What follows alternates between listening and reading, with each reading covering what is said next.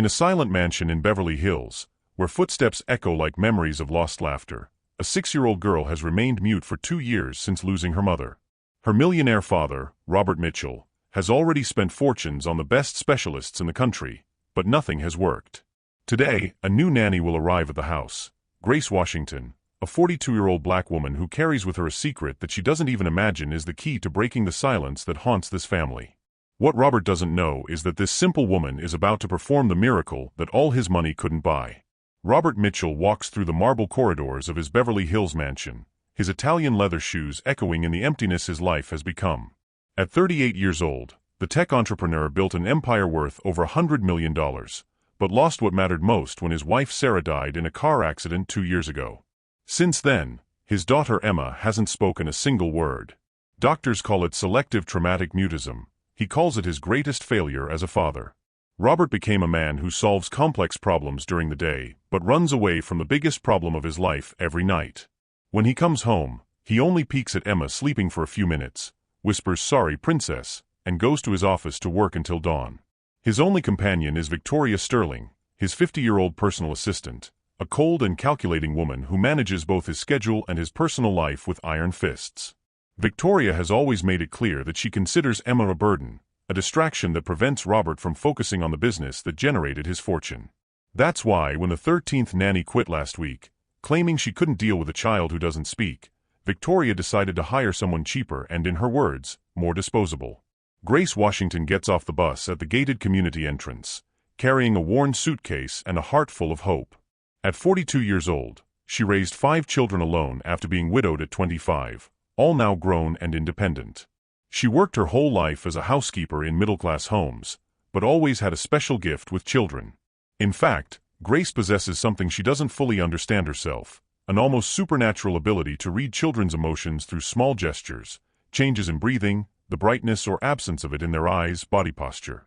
For years caring for special needs children in her community in South Central LA, she developed her own techniques, based on music, stories told with different intonations, gesture games, and lots of patience. Grace comes from a humble family. Her 70-year-old mother is fighting cancer that consumes all the family's savings, and this job opportunity represents not only a salary 3 times higher than anything she's ever earned, but the chance to make a difference in the life of a child who, she feels in her mother's heart, desperately needs genuine care and unconditional love. The interview takes place in the mansion's dining room, with Robert sitting at the head of a mahogany table that seats 12 people, but where only he and Victoria are present this cold Thursday afternoon. Grace enters wearing her best outfit, a simple but impeccable navy blue suit that she sewed herself, and immediately senses the tension in the air. Robert barely looks up from his golden phone, apparently more interested in his corporate messages than in the woman who could change his daughter's fate. Victoria conducts the interview as if she were hiring someone to clean windows, not to care for a traumatized child. "You understand that the girl doesn't speak, right? So don't expect cheerful conversations or displays of affection. Your job is just to make sure she eats on time, bathes daily, and doesn't get hurt. Simple as that, no complications," says Victoria with barely disguised disdain, looking Grace up and down as if evaluating a cheap product. Grace responds with firmness that surprises both. "Every child has something to say, even when they don't use words. My job isn't just to take care of her body, but also her wounded heart." Robert finally looks up, intrigued by the response, but Victoria cuts the conversation short. "Cheap philosophies don't pay salaries. Do you accept the job for the offered amount or not?" Grace accepts, not for the money that will barely cover her mother's medication, but because something in her woman's and mother's heart tells her that this girl needs her more than any child she's ever cared for. If you're wondering how this story will end, subscribe to the channel because you won't want to miss the incredible ending we've prepared for you. On the first day of work, Grace climbs the Italian marble stairs to the 2nd floor of the mansion, where Emma's room is located. The door is ajar and she glimpses a 6-year-old blonde girl, sitting on the cold floor with expensive dolls scattered around her, but not playing with any of them. The room is a princess's dream turned nightmare, imported pink wallpaper, a canopy bed worthy of royalty, shelves full of toys that cost more than Grace's annual salary. But Emma remains motionless like a statue, looking out the window at the garden where she hasn't played in 2 years. Grace enters slowly, her soft steps contrasting with the noise of adult shoes that Emma learned to fear. She sits on the floor next to the girl and simply stays there, in respectful silence. She doesn't force conversation, doesn't try to cheer her up with false joy like all the other nannies did. She just remains present, radiating a calm that Emma hadn't felt in a long time. The girl observes her sideways, clearly surprised by this different approach. After half an hour of shared silence, Grace begins to arrange the abandoned toys, creating small scenes with the dolls, whispering almost imperceptible stories about happy families and brave children. For the first time in months, Emma turns completely to watch what the new nanny is doing, her blue eyes showing a spark of curiosity that seemed dead. The following days reveal the suffocating and sad routine that life in that mansion had become. Robert religiously leaves at 7 in the morning in his black Mercedes and returns only at 10 at night, when Emma has been put to bed hours ago. Victoria supervises Grace's every move with hawk-like eyes, always ready to criticize her for wasting time with games considered useless or for not keeping Emma quiet and invisible enough to not disturb the house's routine. "This house needs order and silence, not mess and noise," Victoria constantly repeats, like a cruel mantra. But Grace persists with her gentle and respectful approach. She discovered that Emma loves music. Whenever she hums softly while folding the girl's expensive clothes, Emma approaches like a frightened kitten seeking affection. She also discovered that Emma draws compulsively, always the same disturbing figures: a smiling blonde woman who clearly represents her dead mother, a man in a suit always with his back turned who is obviously her absent father, and herself, always drawn tiny and separated from the other two, as if she didn't belong to that family. Grace begins to discreetly participate in the drawings, adding elements of hope: colorful flowers, a bright sun, friendly animals, cozy little houses. Emma allows these additions, even seems to like seeing her dark drawings gain life and color. The first major crisis happens exactly in the second week of work. Victoria finds Grace teaching Emma to make chocolate chip cookies in the mansion's marble and granite kitchen, something strictly forbidden by the house's rigid rules, since the girl must maintain a strict diet controlled by an expensive nutritionist who has never set foot there. "You were hired to be a nanny, not to be her friend. And look at the mess you made in this impeccable kitchen," shouts Victoria, her voice echoing off the imported tiles. "Sugar isn't part of the prescribed diet, much less all this dirt." Emma immediately hides behind Grace, clearly scared by the aggressive tone, her little hands still dirty with chocolate. Grace remains calm as always, but her voice carries maternal firmness. Children need moments of joy and discovery, especially those who carry so much sadness in their hearts. She was smiling for the first time since I arrived here, her eyes truly sparkled. Victoria doesn't want to hear explanations. Rules exist to be followed, not to be broken by cheap sentimentalism. One last chance, and I'm being generous. Next time you disobey the instructions of this house, you'll leave the same day. That night, when Grace returns to the small maid's room assigned to her, she finds a new drawing under her door. Emma drew the two of them making cookies together, and for the first time in all her drawings, both are smiling on paper, their hands joined over the bowl of sweets. Robert, meanwhile, sinks deeper and deeper into work as a form of escape from the painful reality of his home. His company is developing a revolutionary communication app for children with special needs, ironically the same type of tool that could help his own daughter, but the cruel irony of not being able to communicate with Emma corrodes him inside like acid. He became a man who solves the most complex digital communication problems during the day, but cowardly flees from the biggest communication problem of his life every night. His routine is always the same: arrive home, quickly climb the stairs, peek at Emma sleeping for a few minutes through the half-open door, whisper a sorry, princess that she can't hear, and go down to his office to work until dawn.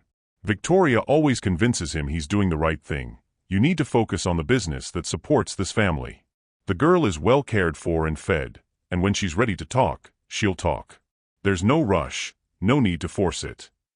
But Robert begins to notice small subtle changes that intrigue him. Emma no longer runs away when he appears unexpectedly, and sometimes he finds her drawing in the living room, something she hadn't done in many months. There's something different in the air of the house, a lightness he can't identify but that makes him breathe a little better.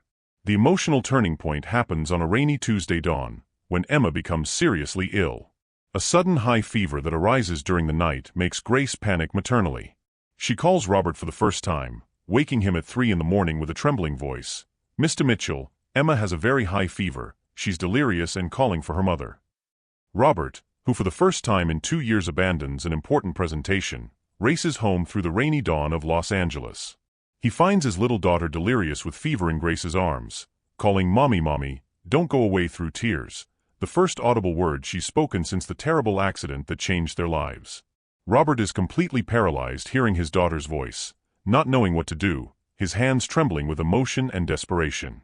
But Grace takes control of the situation with the wisdom of an experienced mother. She puts Emma in a warm bath to lower her temperature, administers the fever reducer with patience, sings lullabies that her own mother sang to her when she was a child in South Central LA. Robert watches everything like a spectator of his own life, realizing for the first time how his daughter instinctively responds to Grace, how she calms down in her brown arms, how she completely trusts her. When Emma finally falls asleep after hours of care, Robert whispers with tears in his eyes, "Thank you. I wouldn't have known what to do without you here." Grace responds with the honesty that characterizes her simple soul. She needs her father present, not just expensive medications and distant doctors. She needs to know that you won't abandon her like Mommy was forced to do. Robert leaves there with a lump in his throat and a painful understanding of how absent he's been in the life of the most important person in the world. Victoria becomes absolutely furious when she discovers that Robert spent the entire night at home caring for his daughter instead of attending a crucial meeting with Japanese investors. "You have bigger responsibilities than playing domestic nurse. That's what you pay the nanny for," she hisses with barely contained anger. "Those investors might withdraw $50 million from the project because of your childish absence." But something fundamental changed in Robert that night. He begins to arrive home earlier, has dinner with Emma even though she doesn't respond to his attempts at conversation, and observes fascinated how she interacts completely differently with Grace. The nanny had created small intimate and special rituals. They have a secret code of gestures. Emma points to things she wants, makes expressions of approval or disapproval, even laughs softly when Grace tells funny stories with different voices for each character. Robert realizes with pain and relief that his daughter didn't lose the ability to communicate or feel joy. She just consciously chose not to use words in the adult world that hurt her. Give this video a thumbs up if you also believe that true love can heal any wound, no matter how deep. The discovery that completely changes the course of the story happens by pure chance on a Thursday afternoon. Robert comes home earlier than usual, canceling a meeting, and hears something impossible coming from the second floor, music and a child's voice. He climbs the marble stairs slowly, his heart beating irregularly, and sees through the crack in the door something that leaves him breathless. His daughter Emma is singing along with Grace. They're not completely clear or in-tune words, but she's making purposeful melodic sounds, actively participating in the music, her little voice mixing with Grace's in an imperfect but beautiful harmony. Robert is shocked, leaning against the hallway wall. For 8 months the most expensive therapists in Los Angeles insist that she needs to return to making sounds before trying to form words, and there she is, singing naturally. He enters the room slowly, as if he might scare a little bird, and for the first time Emma doesn't move away from him or lower her head.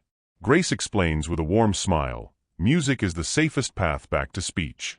There's no right or wrong, no pressure or judgment. It's just pure joy coming from the heart." Robert sits on the carpeted floor and for the first time in 2 long years, tries to genuinely play with his daughter. It's awkward and clearly out of practice. His big hands don't know how to hold small dolls, but Emma not only allows it but shows shy smiles that light up her pale face. Victoria can't stand seeing Robert wasting valuable time with games when he should be building the business empire, and she devises a cruel plan to eliminate Grace definitively. She spends weeks documenting Grace's every move, every small deviation from the rigid rules she herself established. She discovers that Grace sometimes takes Emma to the garden outside the strictly permitted hours, that she taught the girl to do small completely harmless pranks like hiding her father's expensive shoes or drawing figures on windows fogged by bath steam. Victoria secretly photographs and films everything, creating a dossier that she presents to Robert as irrefutable evidence that Grace is completely irresponsible and is corrupting Emma with inappropriate behaviors. "Look at the kind of education this woman is giving your daughter. Disobedience to house rules, mess, disrespect for authority, wild behaviors. This isn't childcare, it's total negligence." Victoria manipulates each situation, showing out-of-context videos. Emma is becoming more and more uncontrolled and rebellious. "If you don't take firm action now, you'll completely lose control over your own daughter." She suggests hiring a British nanny specialized in rigid military discipline, someone who will get the girl in line and restore order to the house. Robert becomes painfully divided between 2 conflicting realities. On one hand, he clearly sees that Emma is more alive, more present, more like the happy child she was before the tragedy since Grace arrived at the house. On the other hand, Victoria, who always helped him make the most difficult decisions in business and personal life, seems so convinced and sure that she's right about the dangers. The pressure increases when Victoria organizes a formal meeting with a possible new nanny, a 60-year-old Englishwoman, rigid as a ruler, who speaks at length about the supreme importance of inflexible discipline and military routines for problematic and maladjusted children. During the entire tense meeting in the dining room, Robert observes Emma hiding completely behind Grace, clearly uncomfortable and scared by the presence of the authoritarian stranger. Grace remains dignified and respectful throughout the humiliation, but Robert can't ignore the deep sadness in her brown eyes when Victoria coldly explains that substantial changes will be necessary for everyone's good. The situation explodes dramatically when Victoria decides to fire Grace without warning Robert, taking advantage of his being on a business trip in Chicago. She enters the mansion on a Thursday afternoon accompanied by 2 private security guards, claiming to have finally found definitive evidence that Grace was stealing from the family. Actually, Emma had given her a special drawing and a small toy bracelet as an early birthday gift. Victoria shouts terrible accusations echoing through the marble corridors. "I always knew I couldn't trust someone like you." Taking advantage of a vulnerable and traumatized child, manipulating the situation for your own benefit. Grace desperately tries to explain, showing that the items were spontaneous gifts from the child, but Victoria doesn't hear a single word. Emma, seeing her only real source of affection and security being violently attacked, does something no one in the house expected. She screams with all the force of her lungs, "Don't hurt Grace." The first clear and complete words she's spoken in 2 long years. The scream is so loud, desperate, and loaded with emotion that it echoes throughout the entire house, making the security guard stop in surprise. Victoria is momentarily shocked, but quickly recovers. "See what you did? You made her aggressive and uncontrolled because of you." Emma runs to Grace as fast as her little legs allow, clings to her legs as if she might drown, and for the first time desperately tries to form complete sentences. "Don't go away. Grace, you are my friend. I love you." Robert arrives home straight from the airport in the middle of total chaos. He finds his daughter crying desperately in Grace's arms, the embarrassed security guard standing at the door, Victoria coldly explaining that she finally unmasked the complete farce. But Robert sees something completely different from what Victoria wants him to see. His daughter is talking. Not perfectly, with much effort and difficulty, but she's communicating for the first time since her mother's death. Grace explains with tears streaming down her face, "I would never take something that wasn't mine, Mr. Mitchell. Emma gave me these things because she wanted to show affection, and I accepted them because I didn't want to hurt her pure feelings. But if you really believe I did something wrong..." Robert interrupts her urgently, "Victoria, show me exactly what you found." When Victoria triumphantly presents the colorful drawing and the small pink plastic bracelet, Robert finally realizes the complete absurdity of the situation. He kneels down to Emma's eye level, looks into his daughter's blue eyes and asks with a choked voice, "Did you give these things to Grace, my princess?" Emma, still sobbing but calmer in Grace's arms, nods her head energetically yes and whispers with effort, "Pre-sent, for Grace, she is good to me." The complete and definitive revelation comes when Robert decides to carefully examine all the drawings Emma made in the recent weeks since Grace's arrival. Spreading them across the dining table like a puzzle of the soul, he realizes an incredible and touching emotional evolution. At the beginning, she always drew isolated and lonely figures, sad expressions, dark colors predominating, a shadowy inner world. Progressively, week after week, the drawings gain vibrant colors, the figures get closer to each other, smiles appear, flowers, friendly animals, cozy houses. In the most recent drawings, Emma constantly draws herself next to Grace, doing activities together, cooking in the kitchen, singing in the room, playing in the garden, even sleeping in the same bed during the fever. Robert understands with crystal clarity that Grace wasn't just professionally caring for his daughter, she was literally healing the wounded soul of a child who had closed herself off from the world. Victoria tries desperately to minimize. Children's drawings mean absolutely nothing. The important thing is that she continues following the established rules But Robert cuts her off firmly. "Whose rules, Victoria? Your rules or my daughter's needs?" He finally realizes with painful clarity how Victoria always controlled absolutely everything in his life, always unilaterally decided what was best for him and Emma, always systematically drove away anyone who could threaten her total control over that destroyed family. The final and definitive confrontation happens when Robert discovers that Victoria had intercepted and hidden fundamental medical reports for months. Searching through the office files, he finds letters from renowned therapists that Victoria never showed him, specific recommendations she filtered, complete reports that were tendentiously summarized. During all these months, various child therapists had recommended exactly the approach that Grace was using naturally: more effective contact, playful activities, music, art, freedom to express emotions. But Victoria always coldly filtered this information, passing along only the recommendations that supported her sick vision of rigid discipline and total control. Robert confronts Victoria with stacks of documents in hand. "Why did you hide important medical information from me? Why did you never mention that 3 different therapists recommended exactly the kind of care Grace is giving?" Victoria defends herself with the coldness that always characterized her. "I was protecting you from false hopes and unnecessary disappointments. You've already suffered enough trauma with Sarah's death. You didn't need more expensive therapeutic illusions."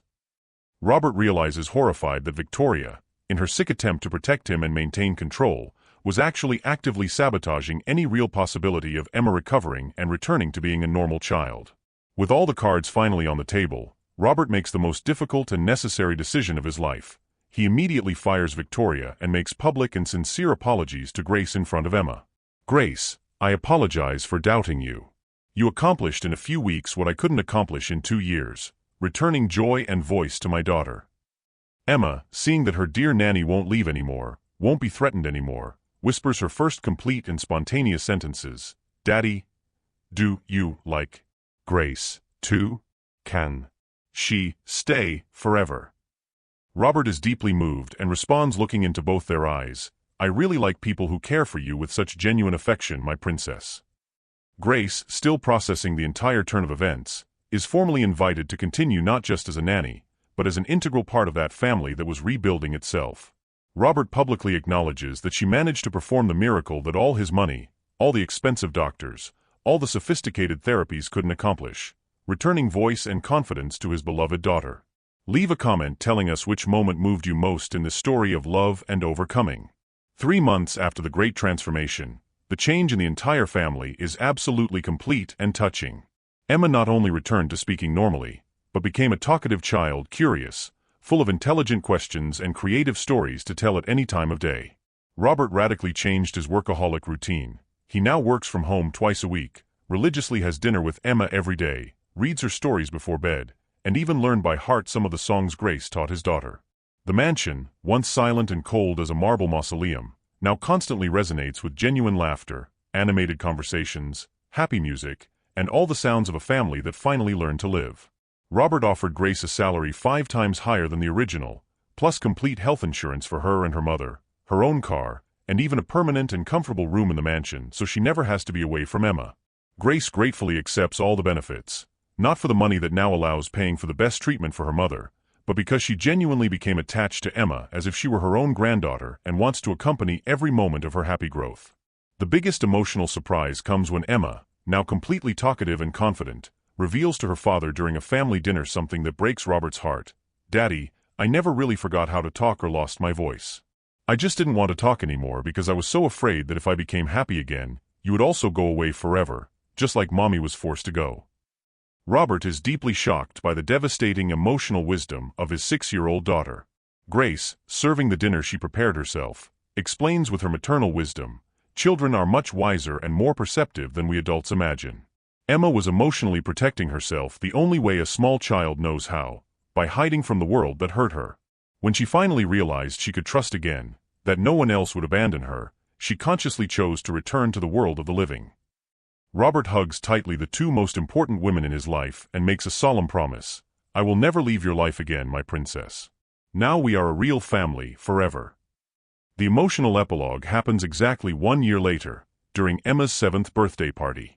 The celebration doesn't take place in the luxurious halls of the Beverly Hills mansion, but in the simple and welcoming backyard of Grace's house in South Central LA, where Emma absolutely insisted on celebrating to personally meet all the children, grandchildren, and great-grandchildren of her second mother. Robert, who a year earlier would never even consider stepping into an inner-city community, now feels completely at home in the warm and genuine simplicity of Grace's extended family. Emma runs freely through the dirt backyard with 20 other neighborhood children, talking non-stop, laughing loudly, singing, playing, being simply a normal and happy child as she always should have been.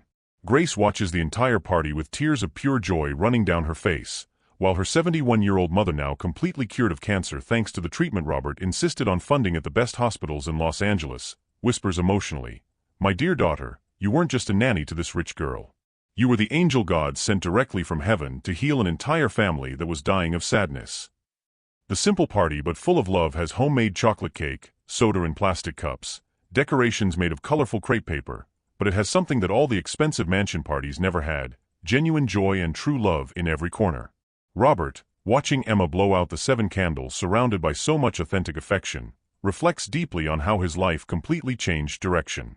He realizes he spent entire years building an impressive financial empire, accumulating millions in bank accounts, but almost lost forever the only treasure that really mattered: his little daughter's heart. Grace not only brought speech back to Emma, she brought lost humanity back to him too, taught him that being a father isn't just providing financially, but being emotionally present in every important moment. Now Robert understands that true wealth isn't measured in bank account numbers or real estate assets, but in the quality of relationships we build and the amount of love we can give and receive daily. Emma, radiant with complete happiness, blows out the candles with force and makes a wish out loud that moves all those present. "I want Grace to officially be my second mommy forever, and for all of us to be one big happy family." Grace gets emotional to tears, Robert smiles with watery eyes, and the entire family, both blood family and the one chosen by the heart, celebrates in unison the miracle of true love that heals all wounds, no matter how deep they are. 6 months after that unforgettable party, Robert makes a decision that surprises the entire business world. He sells his tech company for an astronomical amount and creates a non-profit foundation dedicated to training nannies and caregivers specialized in children with emotional trauma. The institution's name is the Grace Washington Foundation, and its first project is a training center in the South Central LA community itself. Robert realized there are thousands of Graces scattered throughout America's inner cities, wise, patient women, full of love to give, but who never had the opportunity to show their natural talent. The foundation offers free courses, certifications, dignified jobs, and fair wages for these extraordinary women. Emma, now 8 years old and studying at a private school that Robert chose not for fame or price, but because it values emotional intelligence as much as academic achievement, has become a truly special child. She speaks 4 languages fluently, plays piano like an angel, draws with impressive talent, but her greatest quality is the deep empathy she developed. Emma dedicates every Saturday to visiting other children who went through similar trauma, bringing drawings, singing songs, being for them what Grace was for her, a bridge back to joy and confidence in the world. Grace, now 45 years old, became the foundation's educational director and one of the most respected specialists in the country in child emotional recovery. She developed her own methodology based on music, art, infinite patience, and lots of genuine love, which is being studied in universities and replicated in orphanages, pediatric hospitals, and social assistance centers throughout America. Her story with Emma became the subject of a documentary, book, and even a movie, but Grace remains the same simple and wise woman as always, who wakes up every day grateful for having found her true calling in life. The house in Beverly Hills was transformed into a real home. The cold marble corridors now echo with music, conversations, and laughter. The previously untouchable garden became a play area. The impeccable kitchen became the heart of the house, where Grace teaches Emma to cook traditional African-American dishes, Robert learns to make homemade bread, and everyone has dinner together religiously every night, telling stories of the day, planning the future, cultivating family love. Robert remarried 2 years later, not to a rich socialite as Victoria always suggested, but to Michelle, a 35-year-old black child psychologist he met at the foundation. Michelle understood from the first meeting that she was marrying not just Robert, but a family that included Emma and Grace as fundamental members. The wedding was celebrated in the same South Central LA backyard where Emma turned 7, in a simple party but full of true joy. Emma was the proudest maid of honor in the world, and Grace cried with emotion seeing that family she helped heal complete itself with even more love. Today, 5 years after the first meeting between a humble nanny and a wounded child, they live a life no money could buy. Emma, now 11 years old, calls Robert Daddy, Michelle Mama Michelle, and Grace Grandma of the Heart. She grew up knowing that family isn't defined by blood or skin color, but by the daily choice to love, care for, and be present in each other's lives. Robert learned that true success isn't measured in bank figures, but in sincere smiles, tight hugs, and "I love you" whispered at bedtime. The story of Emma, Robert, and Grace became legend in Los Angeles. It teaches us that sometimes the greatest miracles happen when we open our hearts to people that prejudiced society considers different or inferior. Grace didn't have expensive university degrees or impressive titles, but she possessed something no amount of money can buy: the ancestral wisdom of the heart and the infinite patience of true and unconditional love. Robert learned that being a father isn't just ensuring his daughter has everything materially, but being emotionally present in every joy and every tear. Emma discovered that her voice wasn't just about pronouncing words, but about trusting enough to express herself authentically, knowing she would be heard and loved exactly as she is. In the end, they all learned life's most important lesson: that true family isn't just about blood ties, but about the conscious choice to love, care for, and be present for each other, regardless of skin color, social class, origin, or any superficial difference that society tries to impose. That's how a poor black nanny became the greatest treasure of a millionaire family, definitively proving that a person's true value lies in the greatness of their generous heart, in the kindness of their daily actions, not in the size of their bank account or the color of their skin. And Emma? She grew up to become an extraordinary woman who dedicates her life to continuing Grace's work, caring for children who lost their voice, helping families who got lost in pain, proving that true love is the most powerful force in the universe, capable of healing any wound and building bridges over any abyss. Because in the end, what really matters isn't where we came from, but where we choose to go together, hand in hand, with hearts full of love and hope for the future. If this story touched your heart like it touched ours, leave a like, subscribe to the channel, and share it with someone who needs to believe that miracles still happen when we least expect them. Also share it with someone who needs to remember that true love doesn't see color, social class, or origin, it only sees the heart. Until the next video, and always remember, sometimes life's greatest riches come wrapped in the most simple and genuine humility.